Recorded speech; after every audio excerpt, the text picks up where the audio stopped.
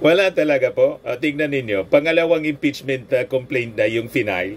Wala po talagang maipon na mag-people power para tanggalin yung ating Pangulo. So, malayo yung pangarap po ni Sara na makaupo. Ang namimiligro yung kanyang upuan, mga kababayan. Siya ngayon ang tatanggalin bilang vice presidente. Yan yung sinasabi natin na yung old saying, ang nag-iisip daw ng sangkagitna o nagangad ng sangkagitna, isang salop or sansalop ang nawala. Isip ng isip sila, gustong makalamang.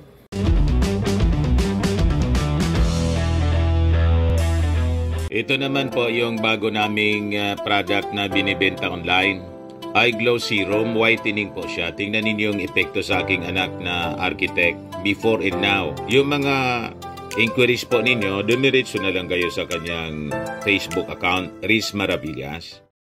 Sa final na ngayon, mga kababayan, nasa Kongreso na yung mga Makabayan Bloc para mag-file ng second impeachment laban po kay Sara Duterte. So it is just a matter of time, mga kababayan. Malamang sa malamang ito pong si Sara Duterte tuluyan ng matanggal bilang vice presidente. Sabi dito sa balita, in a media advisory, Bayan said the new complaint would be signed by 50 representatives from the organizations of its network as well as other concerned citizens.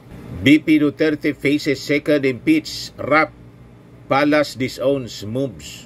Wala pong kinalaman ang Palasyo Malacanang tulad ng mga sinasabi sa propaganda ng kampo ng mga Duterte.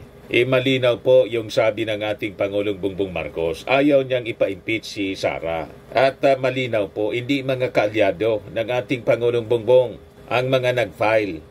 Una, yung grupo ng Akbayan, Magdalo, at ng grupo ng mga civil society groups, mga anti-Marcos, lalo na po itong ikalawang impeachment complaint.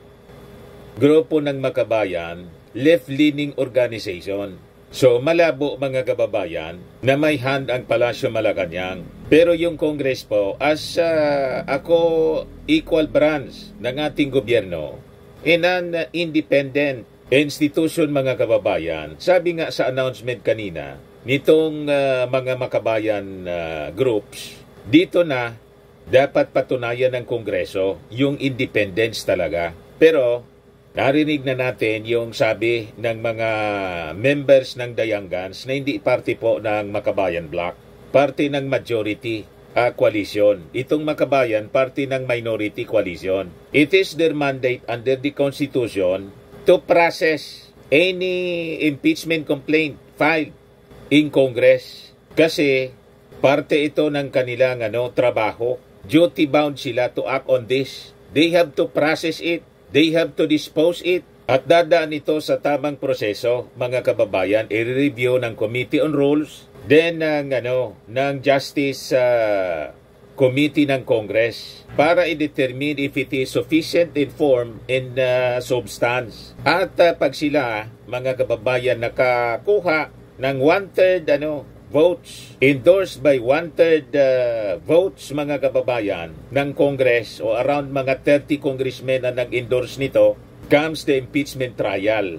This could be submitted na. It will be submitted to the Senate for the impeachment trial po laban kay Sara Duterte. O ngayon, dito natin, mga kababayan, makikita the impartiality ng ating mga senador. Pero sabi ko nga, huwag na kayong umasa sa mga magkaapat na senador, si Robin Padilla, si Bongo, si Bato, pati si Amy Marcos. But other senators, malamang sa malamang, mga kababayan, titingnan nila kung may base ba na i-convict si Sara Duterte with all the articles of impeachment. Yung sa unang impeachment complaint, ang sabi, ang nakapalaman doon, 24 articles of impeachment. So dito mamaya makita natin kung ilan. Pero ang signatory nito, 50 mga representatives galing, mga kababayan, sa different organizations. So tatambakan ngayon ang kaso, ito pong si Sara Duterte.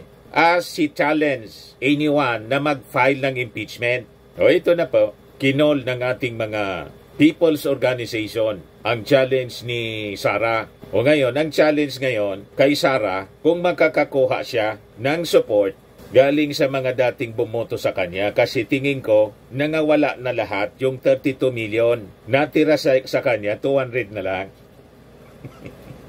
Ipakita ko sa inyo yung video. Pumunta si Sara doon sa rally, sa EDSA Shrine. Isang platito na lang po. Mga ilang tricycle na lang.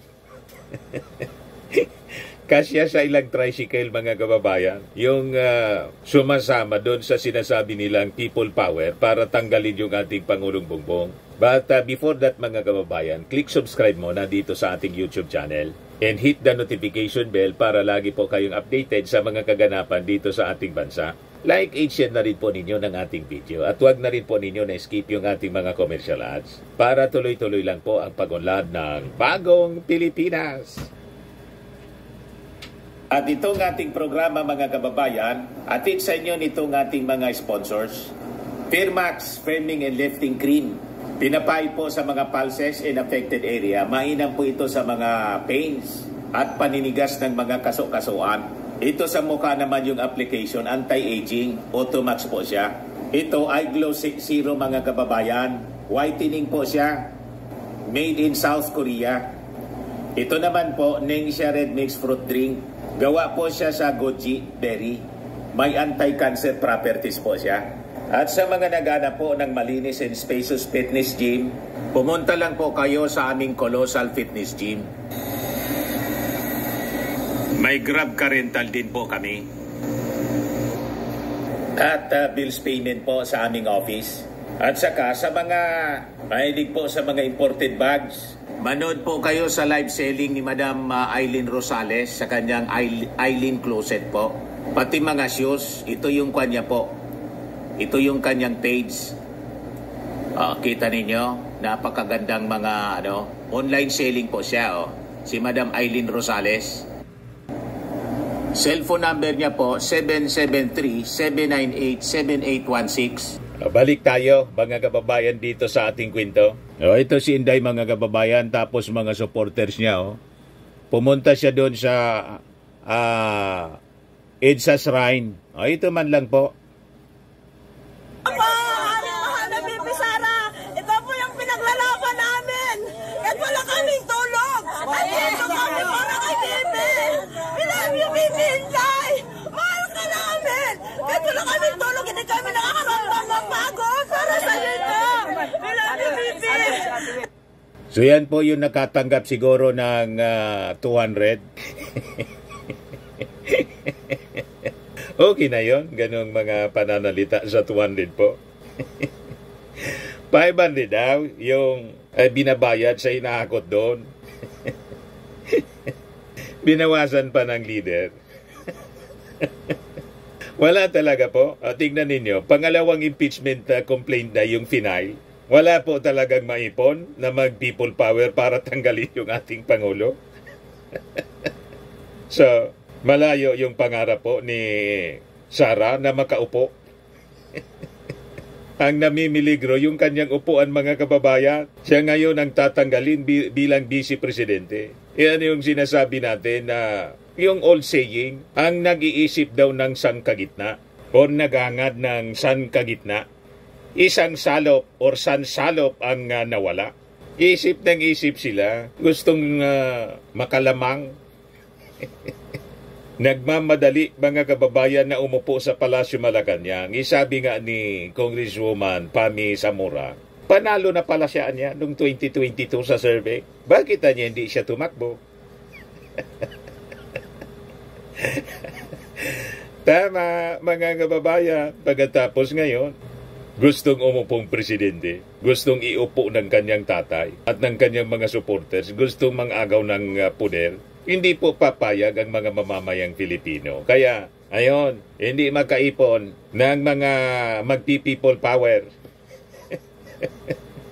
Sino ba yung sasama sa ganong uri ng tao? May may problema po sa alam nyo na. May tama. So ito yung press con, mga kababayan ng Makabayan Black. Si Teddy Casino, dating bayan mo na congressman, gusto nilang papanagutin si Inday. At sabi, ang focus nila doon sa mga peking resibo. Napag-alaman po na si Mary Grace Piatos po, peke, hindi man totoong tao, talagang chichiriya.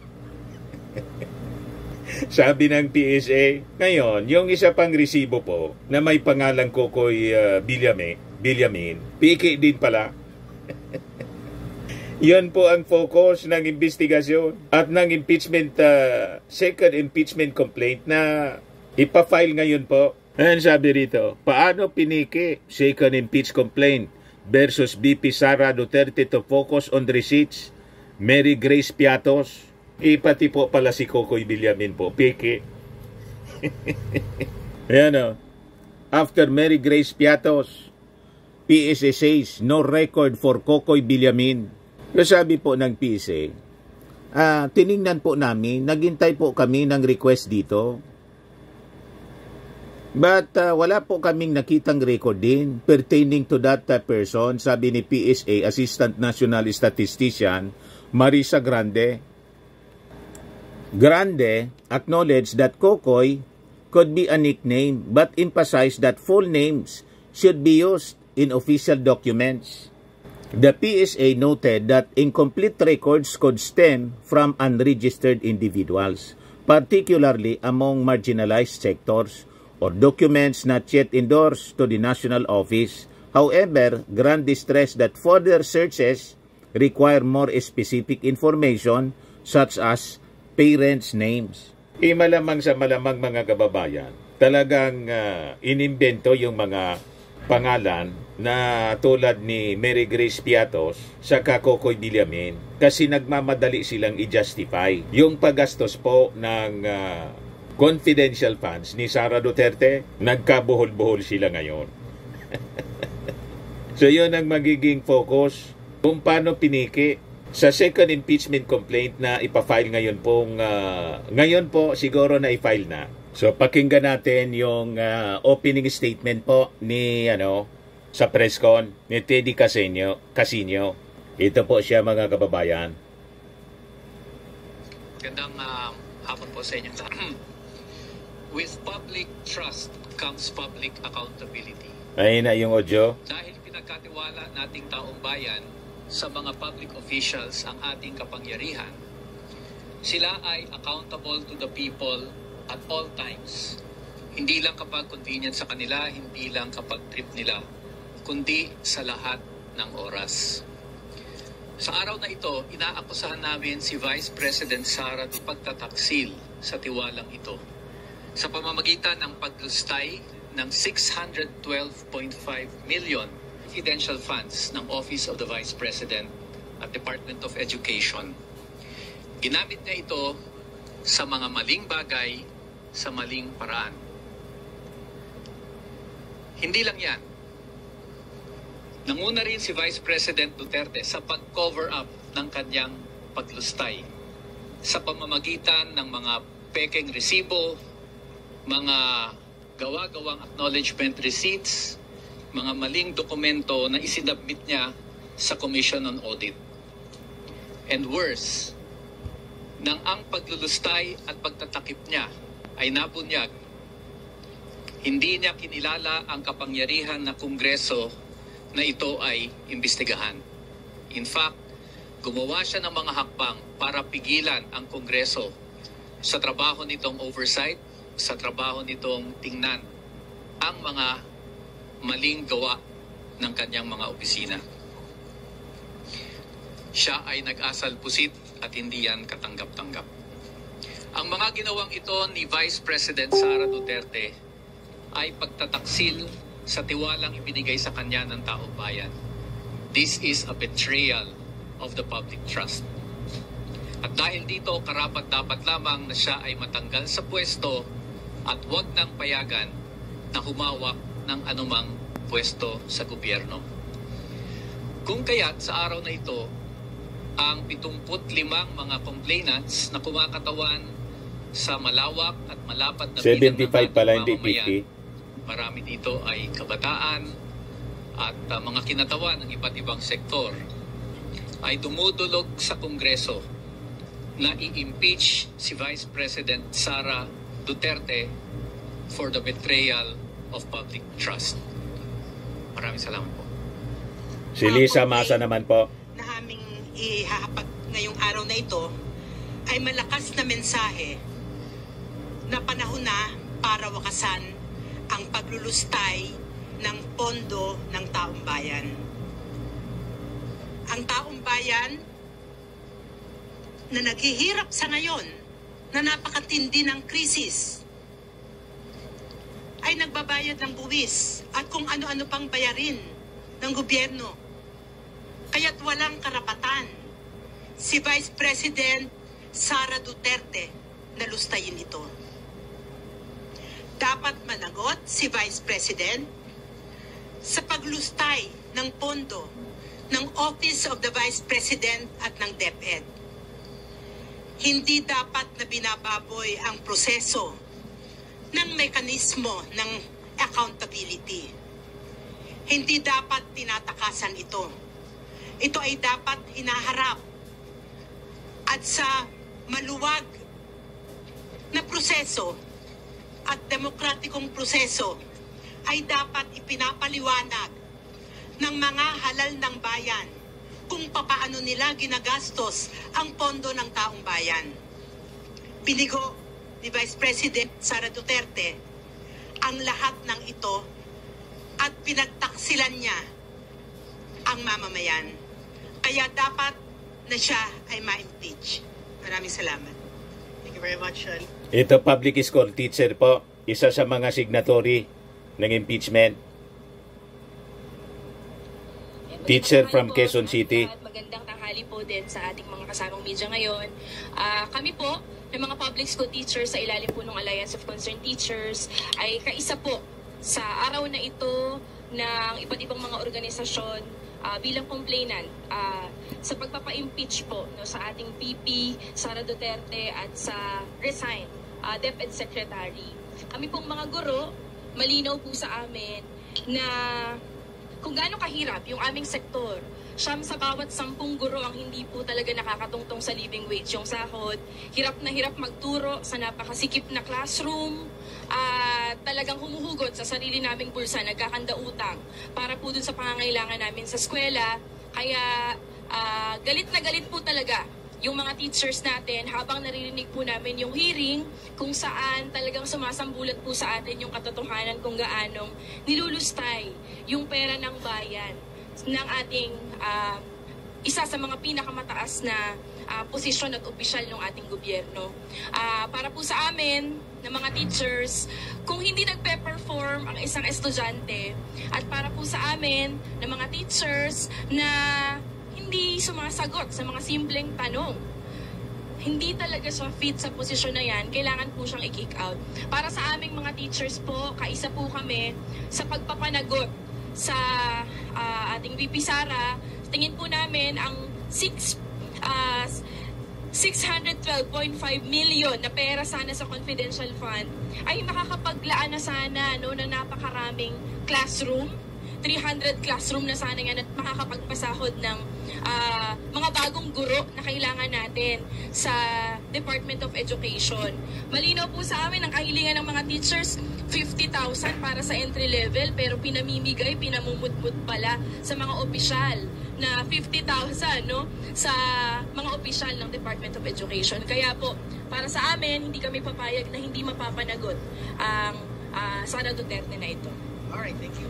O ngayon, mga kababayan, kung paano ito lulusot, yung impeachment, kasi ang nag-file po, mga minority, ang nag-endorse minority congressman, yung una po, yung akbayan na congressman, si Percy Serdenya. Ngayon naman po, another minority, yung Gabriela, saka po yung ACT Party List Congresswoman or ACT Party List Representatives. So nasa minority coalition sila. So ang challenge, paano nila makukumbinsi yung majority sa mga members ng Congress para ma-impeach po si Sara Duterte. Kaya sabi ng mga nag-file, makikiusap sila sa kanilang mga kasamang congressmen. At sa tanong ng mainstream media mga kababayan, dahil di ba, yung ating Pangulo ayaw na ipa-impeach si Sara kasi si Sara niya unimportant. So ano ang mangyayari? Pakinggan natin yung mga katanungan. Why only betrayal of public trust kayo nag-concentrate? Well, in fact, binabanggit ninyo paglustay sa pondo ng bayan. Bakit hindi nyo isinama ang graft and corruption? Actually, these acts na minention sa betrayal of public trust constitute various offenses, kahit violation ng revised penal Si Colmenares po siya. Pero finocus namin sa betrayal of public trust because it is all-encompassing na. At para sa amin, yung pinaka mabilis na paraan na ma-resolve ang kaso. Kaya betrayal of public trust. But more than just the mere grounds.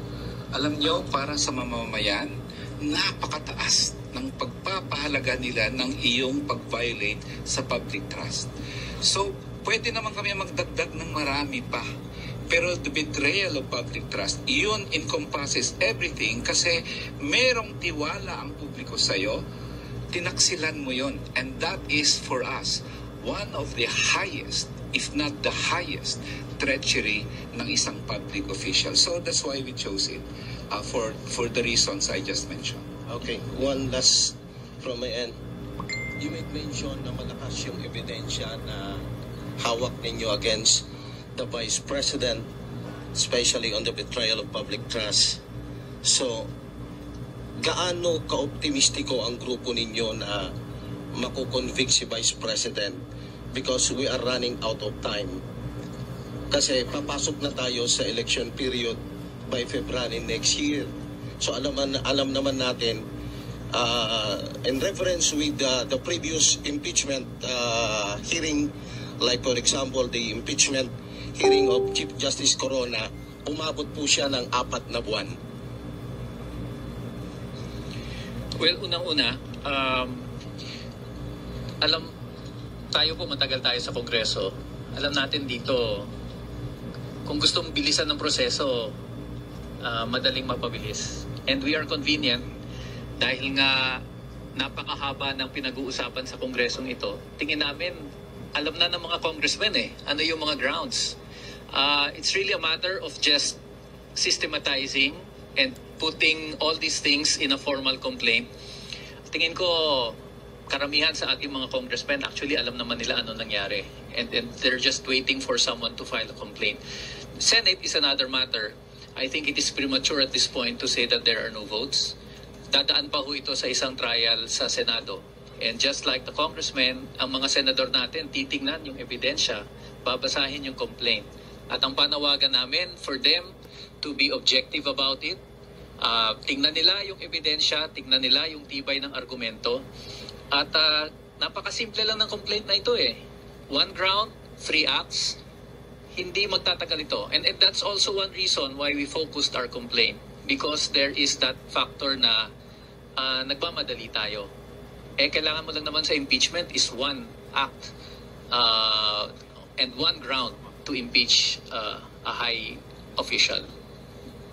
Dugtong ko lang. Idagdag ko lang na kaya sa ngayon Si umaapila Lisa kami Masa. sa mga miyembro ng mababang kapulungan na bumoto ayon sa kanilang konsyensya. Hindi ayon sa kanilang partido, hindi ayon sa kung sino pa man na personal na interest nila, kung hindi ayon sa pag-weigh nila sa kung ano ba ang tama at o mali sa ating bayan. Ang dugtong ko lang kasi public prosecutor ako dun sa Corona impeachment. Ano yun merong Si Colmenares. merong culpable violation of the Constitution, merong graft and corruption, 8 acts, kaya humaba ng 4 months. Anyway, if you can prove an impeachable ground in 1 act, that is enough. So hindi na kami tatarget ng katulad sa Corona na humaba ng 4 na buwan. And in fact ito, because 1 ground lang talaga siya, baka naman mas mabilis ito. Baka nga 1 buwan tapos na yung trial sa Senate kung sakasakaling matuloy doon. halaga ng Si pahayag Tinio.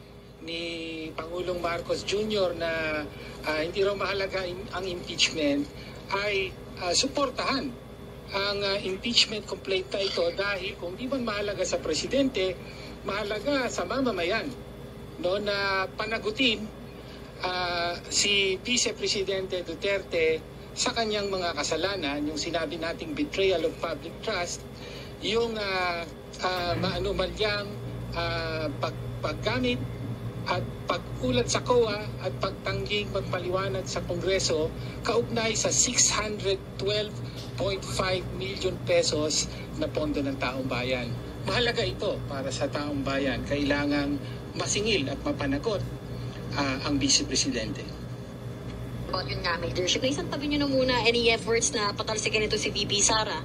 Paano tayo makakuha, ma'am, kung ng boto sa plenaryo and even ito pangharap nga sana na i-fast track to dahil wala na tayong oras. Thank you, Marian, sa tanong, no. Si Franz Castro. Nasagot na natin yan. Sabi ko nga, no interference. Legislation and executive are two different branches, no, of government.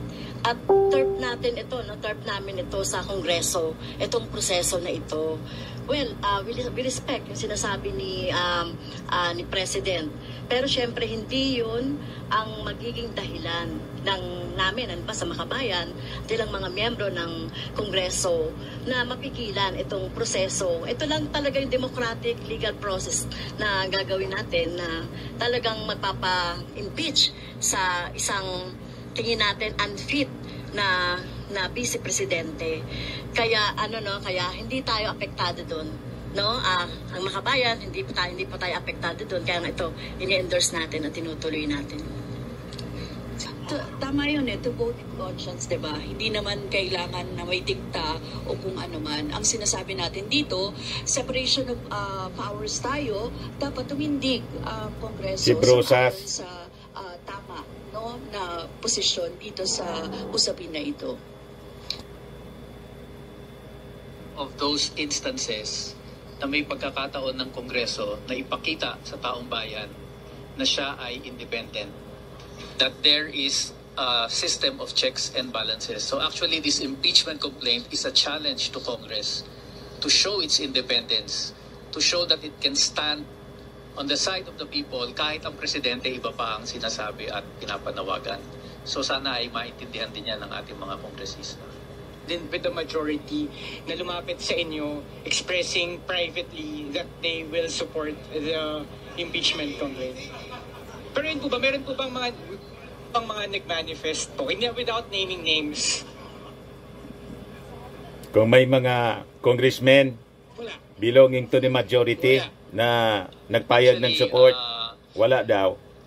Wala, tingin ko walang isa sa amin ang kinausap ng congressman na mag-file. Because kami talaga, tingin namin, ito ang aming tungkulin. No? This is, sinasabi nila palagi in their pronouncements na kung may magfa-file, they are duty bound to act on it. So, yun lang. Ganun kasimpleng pahayag lang. Sapat na para sa amin to do what we think is our duty as citizens. To hold high public officials accountable. No need for pakiusap. Sir? So, pinarinig ko sa inyo, mga kababayan, yung conversation, yung discussion sa interview dito sa Makabayan Black para malaman ninyo na totoo yung mga sinasabi ng majority congressmen na sa kanilang hanay po, hindi pinag-uusapan yung impeachment. At on the part of the palace, walang hand po, sabi mismo ni Executive Secretary Lucas Bersamin, walang hand dito ang Palasyo Malacanang. So this is an initiative ng mga nasa minority bloc at ng mga people's organization. Madaling sabi, mga kababayan, mali yung mga propaganda ng kampo ng mga Duterte na ang nasa likod nito mismo yung ating Pangulo at si Speaker Martin Romualdez. Wala nga daw from the majority congressmen ang nakiusap sa kanila. Ang narinig nila na pag may nag-file, they will act on it. Sinabi naman talaga po sa press ko ng The Young Guns, members ng The Young Guns, kasi mandato nila ito to act on it, to deliberate on it.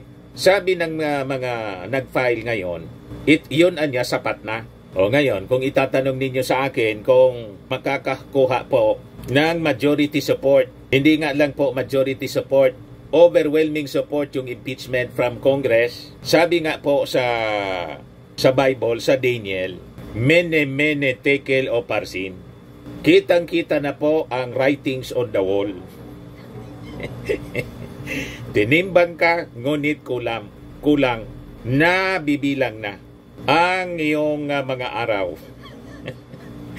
Pagtatapos ng iyong pag-ari-ari. The writings are becoming clearer and clearer. The writings on the wall. Mene mene tekel o parsin. So this is exciting mga kababayan. Wala pa tayo sa exciting part. Yun ang ating abangan. Sa mga naghanap ng malinis and spacious fitness gym, pumunta lang po kayo sa aming Colossal Fitness Gym. We also offer Grab Car Rental with our brand new 2023 model ng Toyota Innova. We also accept booking for those who are planning to travel via PAL, Cebu Pacific, and other airline companies, local and international, and bills payment for Meralco Bills, PLDT, Aleco Bills, etc. Ang Colossal Fitness Gym is located at 3rd floor Security Bank Building, Landco Business Park, Legazpi City, Albay. For inquiries, look for Chilon Maravillas. Contact number 0966-802-0949. Yan yung aming Innova. Lagi na pong matao sa amin. Pati mga foreigners po, tingnan ninyo. Mga British tourists sila. Ang lalaki ng katawan na, mga kababayan, nag-gym sa amin. Ito naman po, Indian National. Ito mga mga European sila. Ito naman yung bago naming product na binibenta online, iGlow Serum. Whitening po siya galing sa South Korea. Tingnan ninyo yung epekto sa aking anak na architect entrepreneur, Riz Maravillas. For inquiries, look for Riz Maravillas on FB. Ito naman po, Firmax Firming and Lifting Cream. Pinapahid po ito sa mga pulses and affected area. Mainam po ito sa mga pains at paninigas na mga kaso-kasuan. Ito po, Automax Radiant Serum. Sa mukha naman yung application. Anti-aging po siya. You will look 10 years younger than your age. Sa mga cancer patients naman po, baka lang gusto ninyo itong itry. Nengxia Red Mix Fruit Drink. Hindi man po siya gamot, food supplement siya. Kaya lang, gawa siya mga kababayan sa goji berry. Yung goji berry may anti-cancer properties. Yung mga inquiries ninyo, dumiretso na lang kayo sa aming messages sa Facebook para masagot namin agad. Ayos po, ako po si Dante Maravillas. Bye-bye. God bless.